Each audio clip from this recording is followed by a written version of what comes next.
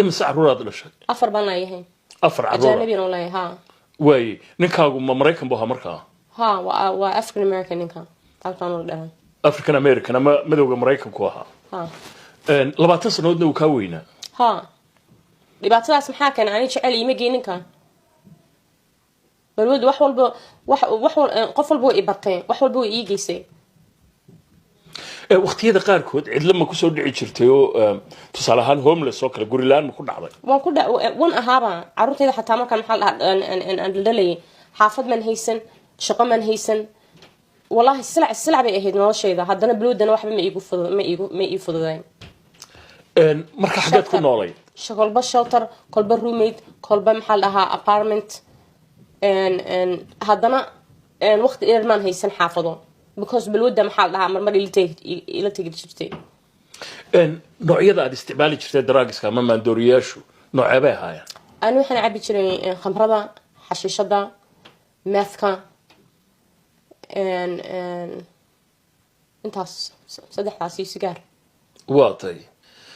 ogaanta dhalinyarada Soomaalida ee Mareykanka dhibaato intee lag bay ku haysaa drugsku wallahi dhibaato weyn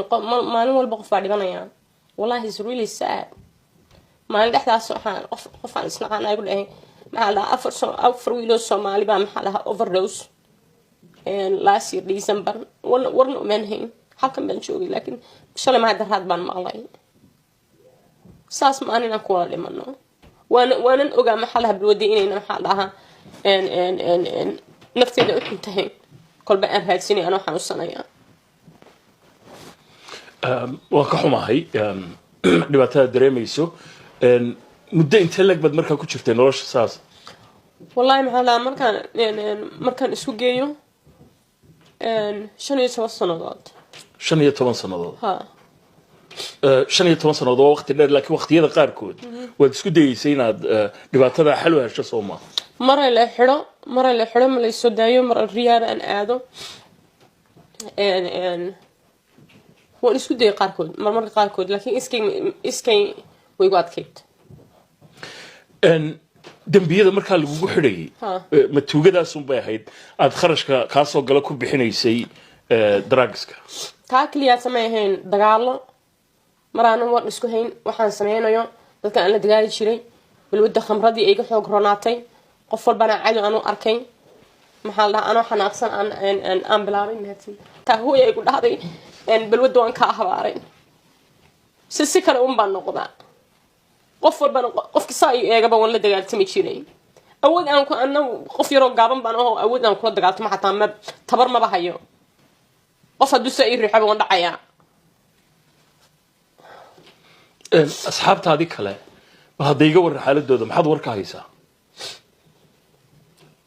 asxaabtayda hotel Soomaali ahaan marka la dhaho asxaabtayda San Diego ay ugu dambeysay gabar Easter la dhaho iyo gabar Mona la dhaho iyo wiilal oo jay iyo baashi iyo wiilal maxaa lahaa waxaan ku soo xasuustaa San Diego aan soo wala isticmaali jirnay hadda wallahi war kama hayo amarka Ilaahay markii dambe sideed ku gaadhay go'aanka kama dambaysta inaad faraha ka qaadid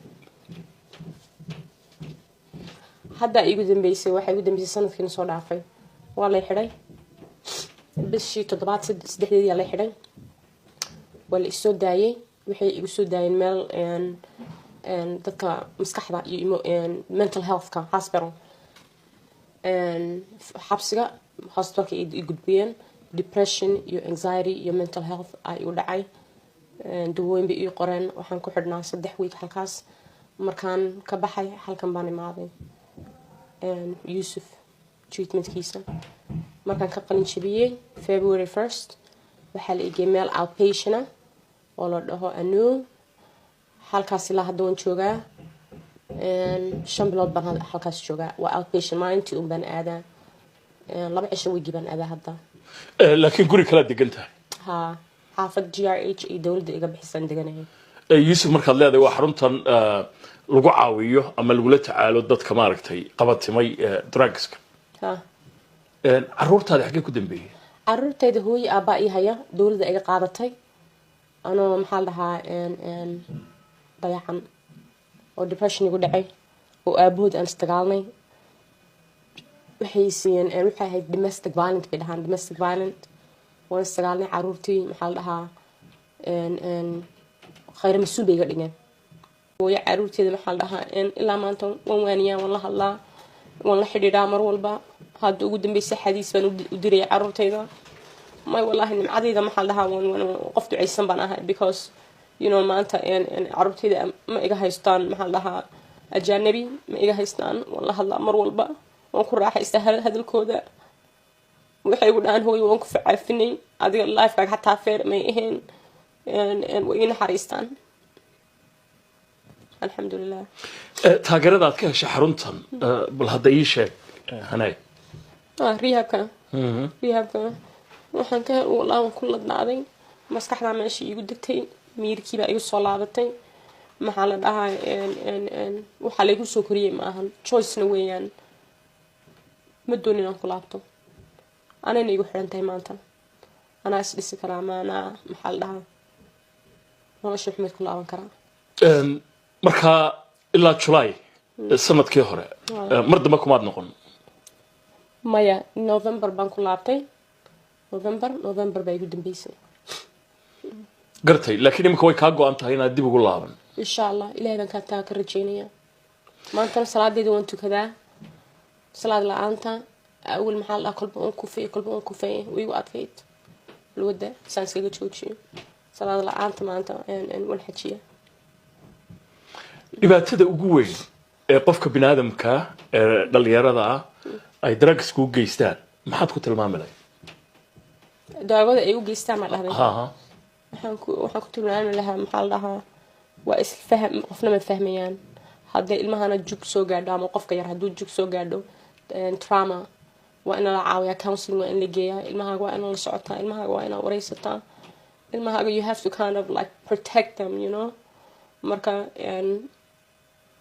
waalid soo dhaweey naxariis kula hadla hooy maxaa ku qabtaa maxaa dareemaysaa help and maxaa lahaa and help supports and positive activities if aqrab loo waana ilmaha uga sheekaysaa barta diintaada culture-kaaga iyo dhaqankaaga kusoo laabo waxaan waa adduunyo even maxaa lahaa 12 steps kan maxaa lahaa rehabka NAAA rehabka kulli ay haystaan marijuana cocaine kulli ay wala haystaan waxay dhahaan God ilaah hadaan ku xidhnayn and successful nolol fiican kuma way adkaanaysaa inaad joojiso ama aad way kugu adkaanaysaa haddaan ilaah ku xidhnayn hataa maxaa lahaa gaalada xataa way dhahaan without God is impossible to stay kolba mar walba waan dhici jiray waan ku fijiray balwada salaad la'aanta maanta waxaa lahaa ay caawisa oo muhiima wallahi salaadan tukanayo dawooyin rehabs meel walba waan aaday wallahi maanta I have peace of mind maskaxda ii degtay maanta hataa dawooyinkayga hadda ma qaato awalaan qaadin jiray amarka ilaahay maxaad qabataa imika markaa hadda aan waxaan aadaa GED classes baan qaataa Hub Center Monday Tuesday Wednesday and Thursday GED maxay tahay markaa waxa weyn waa almost like high school diploma way hadday saaka class baan lahaa math class and waxaan doonayaa GED deeda waa almost like high school diploma aan doonayaa inaan soo qaato aan college ku laabto insha Allah degree aan qaato aan caruurtayda waxaan u taro future meel wax u dhigo insha Allah khayr baan ku rajaynayaa iyo guul aad iyo aad baad u mahadsan tahay hana bixi mahadsan